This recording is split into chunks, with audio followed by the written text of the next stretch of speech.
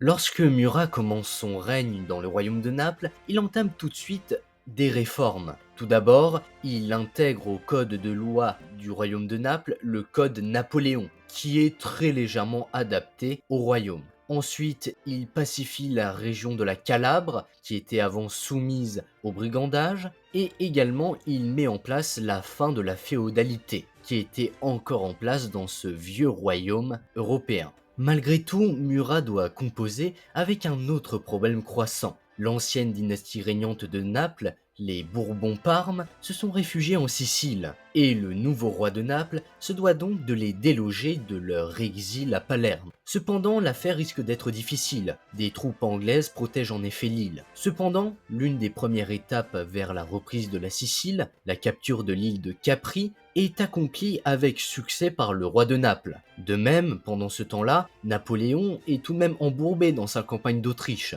et Murat ne revient pas en tant que maréchal de la cavalerie pour soutenir son beau-frère, trop occupé à gérer les problèmes de la Sicile. D'ailleurs, il entame peu à peu un débarquement sur l'île, en y faisant déjà envoyer un corps de 2000 hommes. Malheureusement, un général français qui disait n'avoir pas reçu d'ordre de Napoléon et qui donc refusa à Murat de faire transporter le reste de ses troupes, fit capoter toute l'opération. Les Anglais se ressaisirent et reprirent la main sur la Sicile. En parlant de Napoléon, c'est à la même époque que la relation entre les deux hommes commence à sérieusement se dégrader. Napoléon n'était déjà pas très content de voir sa sœur Caroline se marier à Murat. Mais, à force, il prend un ton de plus en plus sec et vexant dans les missives qu'il envoie à l'ancien maréchal, devenu roi. Ce qui agace grandement Murat. Cette rupture et opposition entre les deux hommes s'accentue au fur et à mesure des années, notamment lorsque Napoléon